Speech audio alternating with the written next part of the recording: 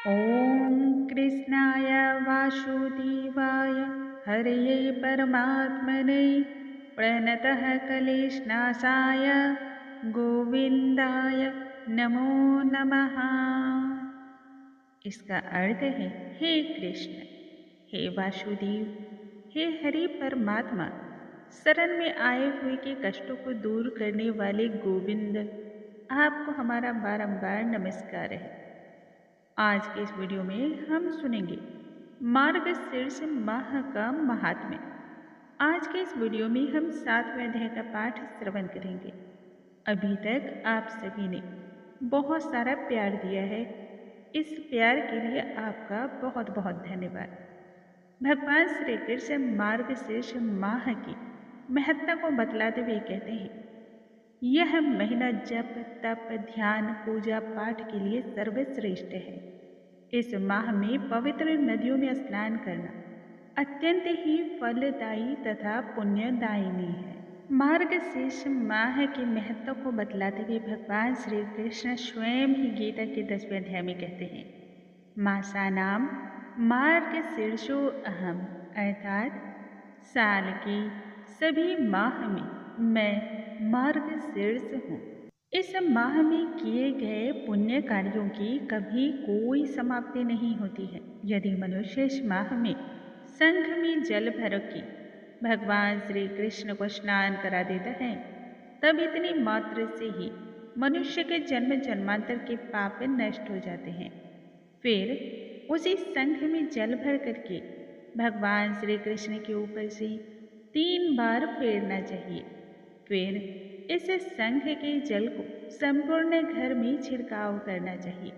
इतना करने मात्र से ही घर में सुख, शांति, समृद्धि और वैभवता का वास होता है। मार्गशीर्ष माह की महत्ता की इसी श्रृंखला में आज हम सुनेंगे 7वें अध्याय का पाठ। इस पाठ में हम श्रवण करेंगे भगवान श्री कृष्ण को कौन से पुष्प अति ही प्रिय हैं, एवं यदि आप उन पुष्पों से भगवान केशव की पूजा करते हैं, तब मनुष्य को किस प्रकार के फल की प्राप्ति होती है।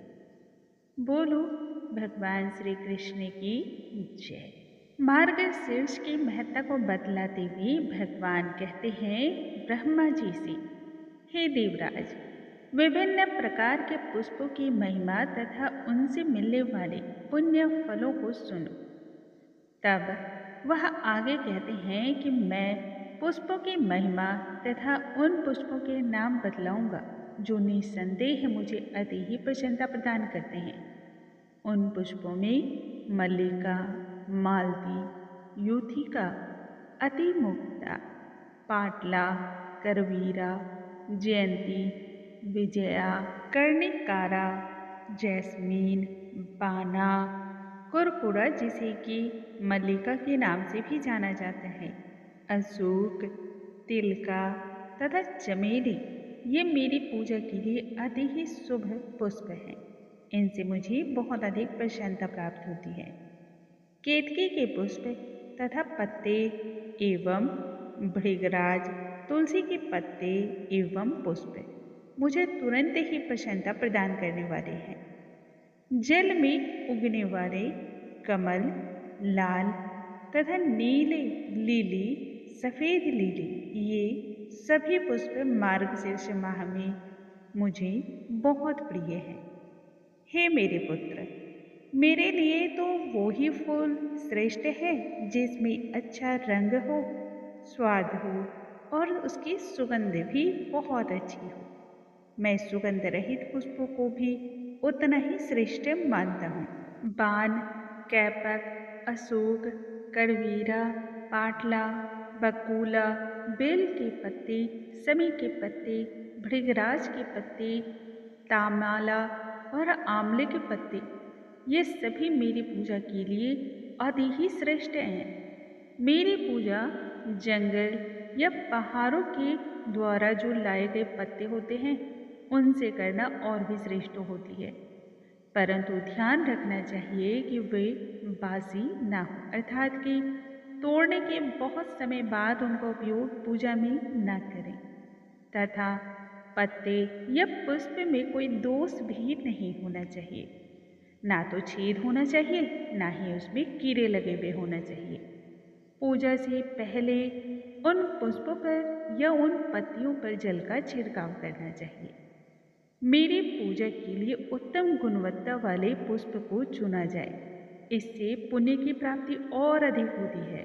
यदि कोई मनुष्य इस माह में पुष्पों के द्वारा मेरी पूजा करता है, तब उसे वही पुण्य प्राप्त होता है जो कि उत्तम आचरण, तप तथा वेदों में निपुणता से प्राप्त होता है।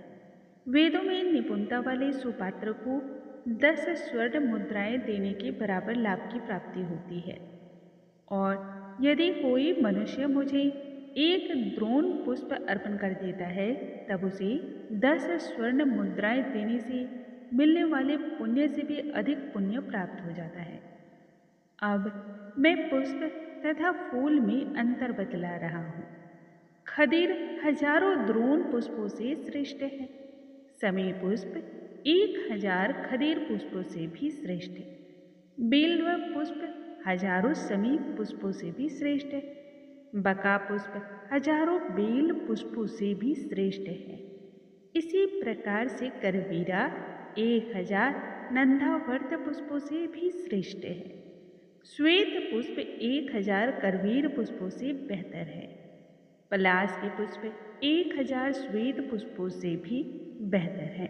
इसी प्रकार से कुश, वनमाला, चंपक, शेवंती, अशोक, कुज्जाक, चमेली, संध्या पुष्प ये सभी हजारों गुना बेहतर हैं। त्रिसंध्या पुष्प 1000 संध्या पुष्पों से भी सर्वश्रेष्ठ है। त्रिसंध्या श्वेत पुष्प 1000 त्रिसंध्या लाल पुष्पों से भी श्रेष्ठ है। जो पुरुष या जो मनुष्य 1000 जटि पुष्पों से युक्त अति ही सुंदर माला मुझे अर्पण कर देता है, उसके पुण्य का तो कहना ही नहीं। वह हजारों करोड़ कल्पों तथा सैकड़ों करोड़ कल्पों तक मेरे धाम में मेरे साथ निवास करता है। उसमें मेरे समान ही बल एवं पराक्रम भी होता है। यदि फूल मेरी पूजा के लिए अच्छे हैं, तो उनके पत्ते भी अच्छे हैं। मनुष्य को यदि पूजा के दौरान पुष्प न मिल पाए, तब फलों के द्वारा भी मेरी पूजा की जा सकती है।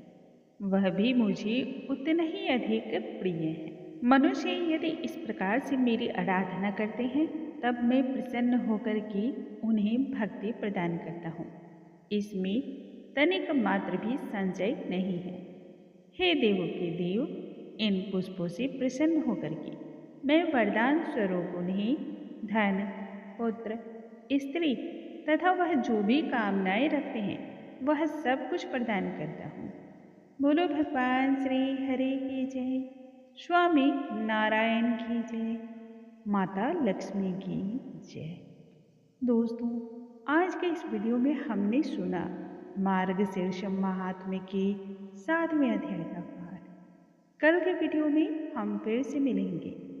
तब तक के लिए नमस्कार दोस्तों।